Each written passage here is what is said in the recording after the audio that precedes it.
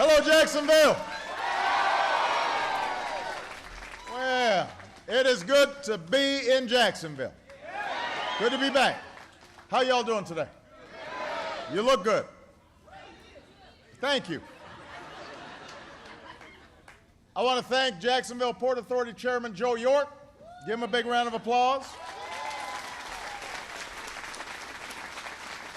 I want to thank the CEO of MOL America, Tsuyoshi Yoshida. I want to thank everybody here at Jacksport for having me here today. I brought along our new Secretary of Transportation, Anthony Fox. He is here. We've got wonderful Congresswoman Corrine Brown here. Yay, Corrine. Mayor Alvin Brown's also in the house.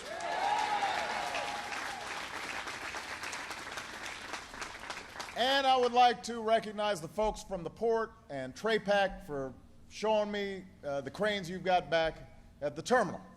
Those are some big cranes. There's some serious business here.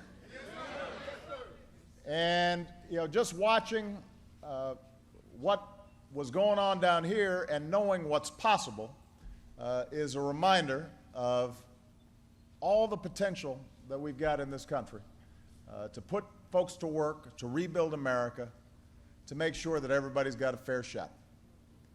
You know, yesterday in Illinois, I talked about what we need to do as a country to build a better bargain for the middle class and everybody who's trying to get into the middle class.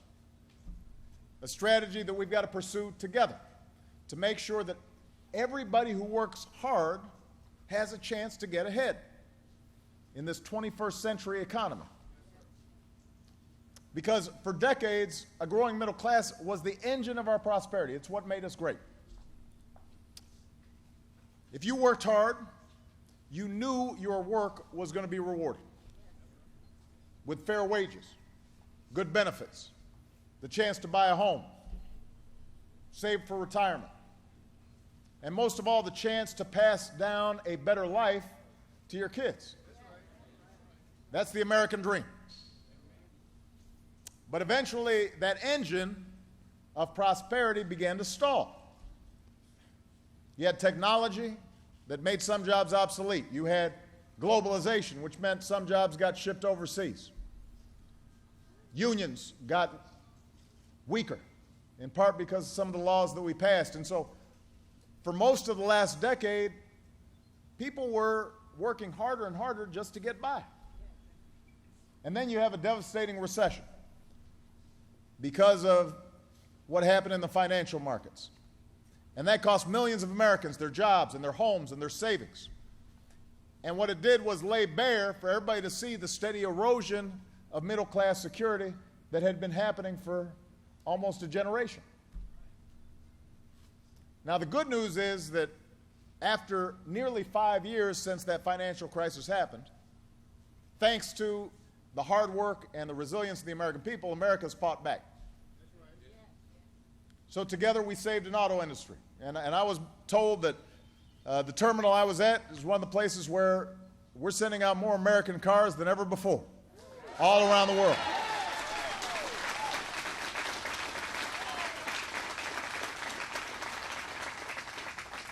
We took on a broken healthcare system. We invested in new American technologies to reverse our addiction to foreign oil. We doubled our production of clean energy. We put in place tough new rules on the big banks and the mortgage lenders and credit card companies to make sure that we didn't have the same kinds of financial shenanigans that we had seen before. We changed the tax code that was too skewed in favor of the wealthy, made sure it was doing more for middle class and working class families. We locked in tax cuts for 98% of Americans. And then we asked folks at the top to pay a little bit more. So you add all this up, and over the last 40 months, our businesses have created 7.2 million new jobs. 7.2.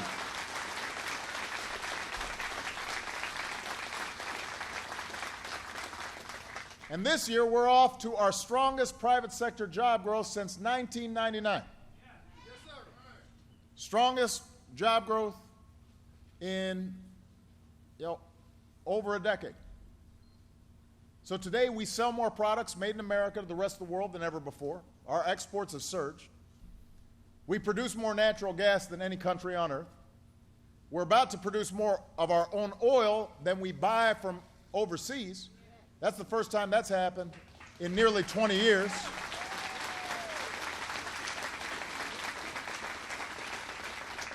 The cost of health care is growing at its slowest rate in 50 years, and our deficits are falling at the fastest rate in 60 years. So you've got health care costs starting to slow down, deficits plummeting, jobs up, exports up, energy production up. We've cleared away the rubble from the financial crisis, thanks to the grit and resilience of the American people. And we've begun to lay a new foundation for stronger, more durable, more sustainable economic growth. And with the revolutions that are coming in energy and technology and manufacturing and healthcare, we're poised to be able to finally reverse some of those forces that were hurting middle-class families for so long. We can start rebuilding an economy where everybody who works hard can get ahead. That's our goal.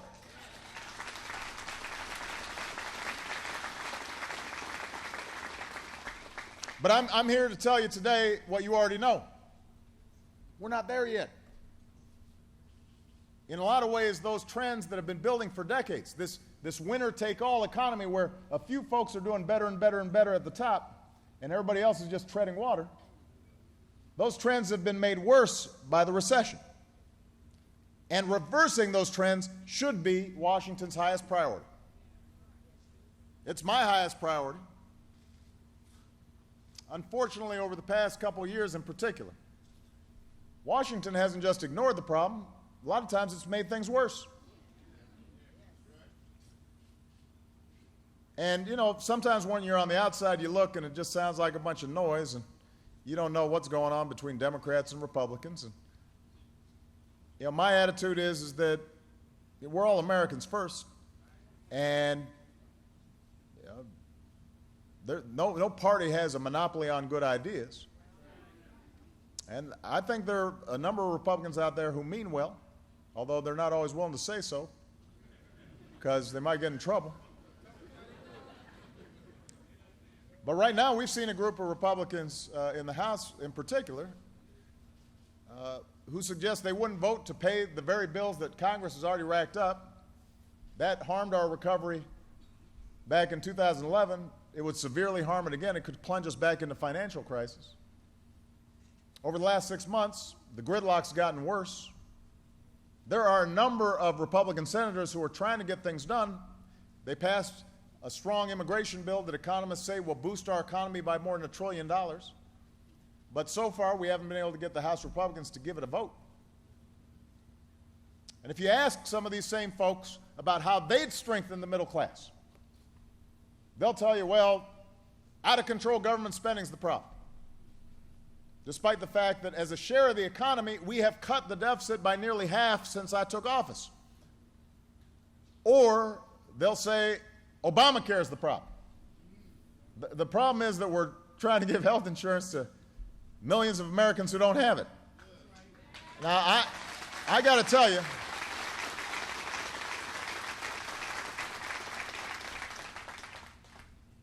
our businesses have created jobs at nearly twice the pace of the last recovery when there was no Obamacare. So it's kind of hard to figure how Obamacare is actually the problem, giving people health insurance. And by the way, tens of millions of Americans now have new benefits like free checkups and cheaper medicine on Medicare. So they don't think that's a problem.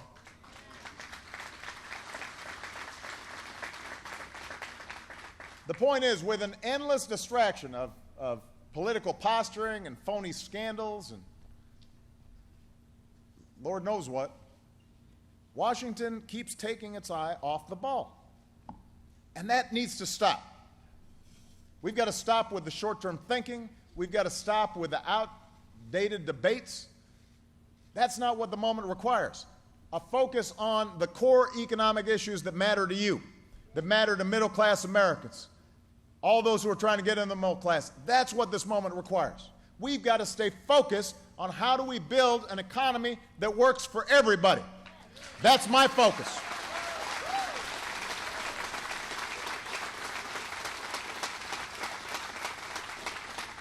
And as Washington prepares to enter another budget battle, another budget debate, the stakes could not be higher.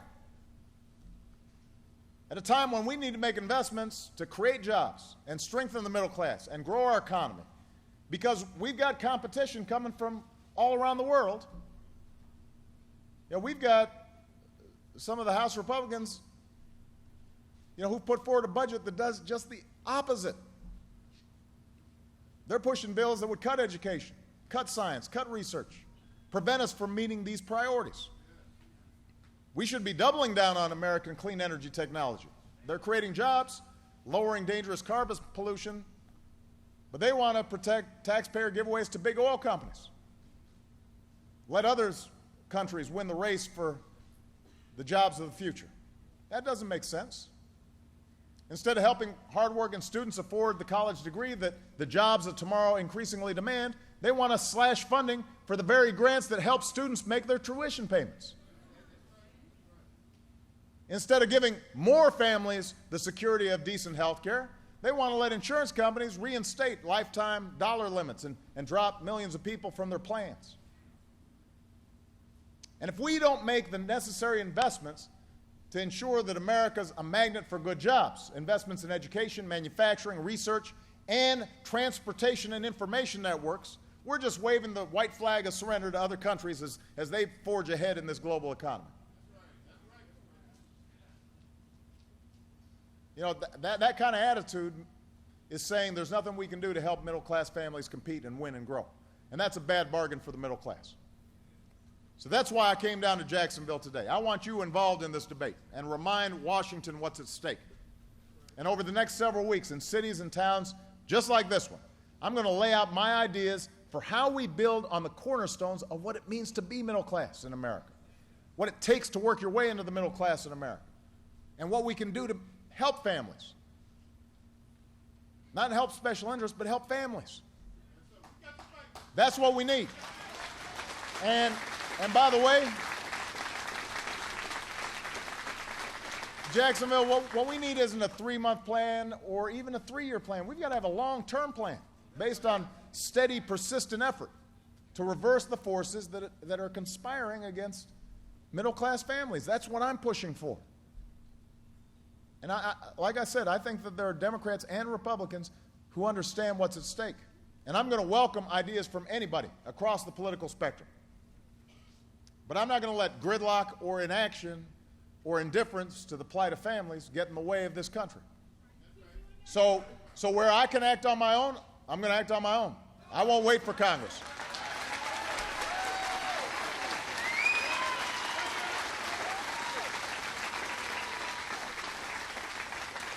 Because the choices we make right now will determine whether or not every American will have a fighting chance in the 21st century. So we know what those cornerstones of real middle-class security are. A good job with good wages, a good education, a home you can call your own, affordable health care that's there for you when you get sick, a secure retirement even if you're not rich, more chances for folks to earn their way into the middle class as long as they're willing to work hard for it. But I'm here today to specifically talk about the cornerstone, the essence of middle-class security, and that's a good job in growth industries. We've got to help more manufacturers bring more jobs back to America.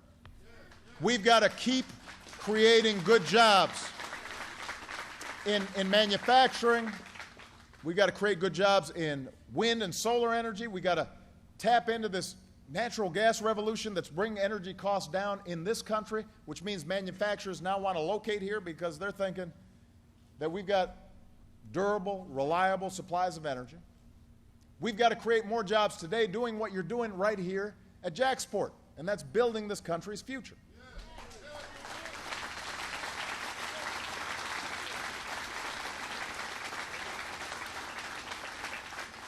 We need modern schools for our kids. We need modern power grids and fuel networks that can withstand stronger storms. And we need modern ports so we can move more goods made in America out to the rest of the world.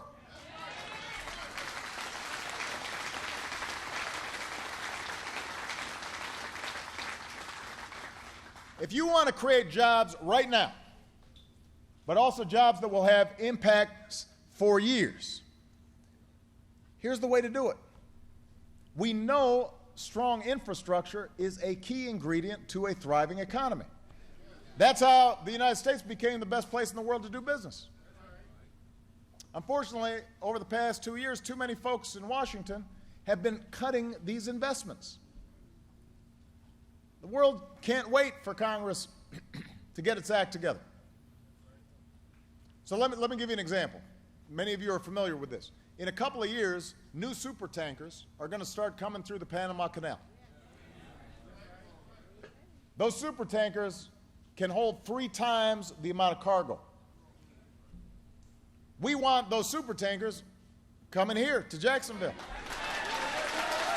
Right?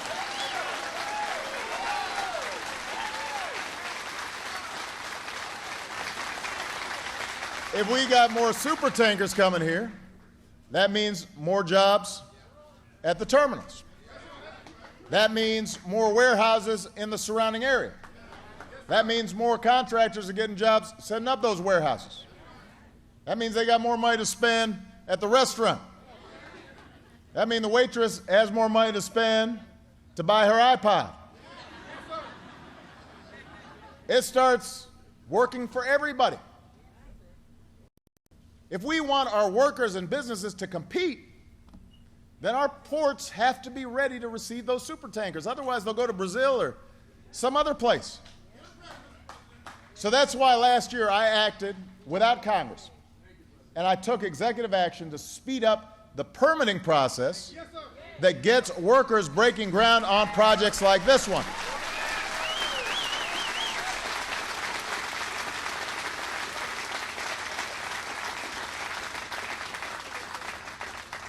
And then private companies came on board here at Jacksport. They saw it as a good investment. And we're building the same kind of partnerships across the country, especially, by the way, in some of these Gulf ports, Charleston, Savannah. And now these ports are on track to be better prepared for those supertankers and their cargo loads ahead of schedule. But we've now got to keep at it. The businesses of tomorrow will not locate near old roads, outdated ports. They're going to go to places where the ports are good, the roads are good, the rail lines are good, you've got high-speed internet, you've got high-tech schools, trained workers, systems that move air traffic and auto traffic faster. Think about it in terms of your own house, right? If you got a leaky roof and you haven't done the tuck pointing, and the boiler's getting kind of old and rickety, you can say to yourself, well, I'm going to save money by not fixing my roof. And I'm going to save money by not getting a new boiler. And I'm not going to worry about that tuck pointing. And then, 2 years later, 5 years down the road, what happens? House starts breaking down. You end up spending more money. We can't defer things that we know we're going to have to do, and by the way, would put people to work right now doing them. But that's what we're doing right now. As a share of our economy, we're investing less in rebuilding America than we did 2 decades ago. We're spending less on fixing our infrastructure than China is, than Germany is. All our competitors, they know we've got to start taking care of this stuff. We're lagging behind. And the irony is, right now, it's cheaper to build than it's been since the 1950s. You've got a whole bunch of construction workers who are looking for work right now. You've got a whole bunch of contractors who will come in with low bids, and they'll come in on time. So now's the time for us to do it. The longer we put this off, the more expensive it will be, the less competitive we'll be. So why aren't we doing it? Now, part of it's just politics right now, but, you know, making sure we've got world-class infrastructure, that shouldn't be a partisan issue. That's an American issue. It's not a Republican or a Democratic issue. But this year's budget cuts have delayed two important rapid transit projects right here in Jacksonville that would carry more people into downtown, alleviate congestion at the same time, and put more Floridians back to work. We can do better than that. There's a bipartisan bill in the Senate to fund critical improvements in our highways and our bridges, our transit and rail systems, and our ports like this one. And so the House should act quickly on that bill. Let's get more Americans back on the job, doing the work America needs done. That will be good for middle-class families. That will be good for middle-class security. That will be good for home ownership. That will be good for education. That is the smart thing to do. Let's get past politics and do it.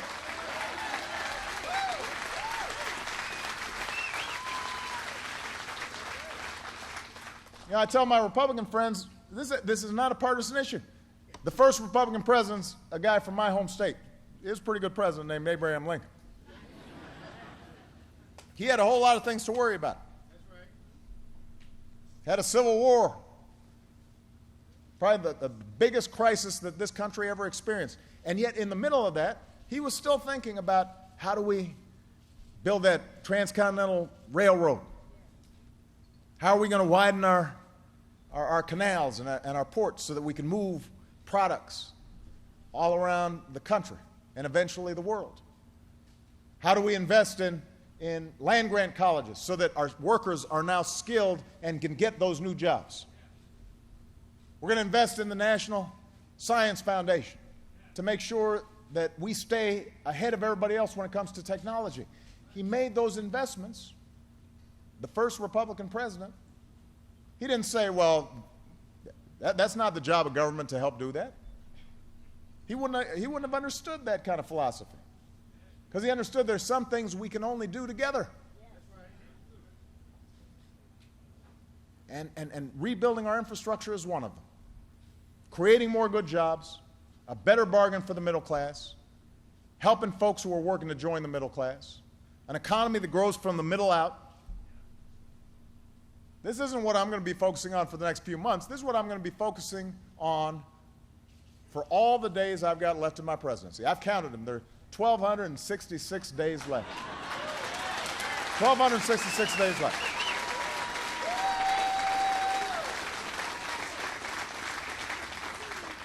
So over the next several weeks, we're going to roll out these plans. We're going to take them across the country. We're going to ask not just Congress to do something, we're going to ask everybody for their help. CEOs, workers, college presidents, students, Democrats, independents, and yes, Republicans. I'm laying out my ideas to give the middle class a better shot. And if the Republicans don't agree with me, I want them to lay out their ideas. If they've got a better plan to create jobs, to rebuild our infrastructure and make sure that we've got great ports all along the Gulf, come on, let me know what your ideas are. I'm listening. If they've got better ideas to make sure every American knows the security of affordable health care, well, share it with the country. You know, repealing Obamacare and slashing our budgets in education and research and infrastructure, that's not an economic plan. There's no economist who would look at that and say, well, that's a way we're going to help middle-class families. We're really going to grow doing that. Shutting down the government just because I'm for keeping it open, that's not an economic plan. Threatening that you won't pay the bills in this country when we've already racked up those bills, that's not an economic plan. You know, that's just being a deadbeat.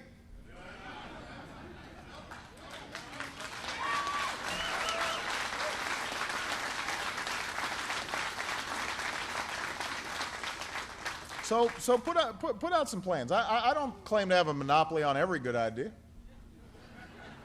I don't. I'm happy to steal good ideas from anybody, because I just want to make things work. And it may seem hard sometimes, but if we're willing to take a few bold steps, if Washington will just shake off its complacency and set aside just this kind of constant gridlock and my way or the highway attitude, then our economy will be better a year from now, just like it's better now than it was last year. And it'll be better 5 years from now. And it'll be better 10 years from now. And I'm going to spend every single minute of every day, as long as I have the privilege of this office, making sure that I'm doing everything in my power to make this economy work for working Americans again, to build a better middle class, and to make sure the American dream is something that's alive and real and achievable for decades to come. That's what I'm fighting for, Florida. That's what I need you for, Florida. Let's make it happen. God bless you. God bless the United States of America.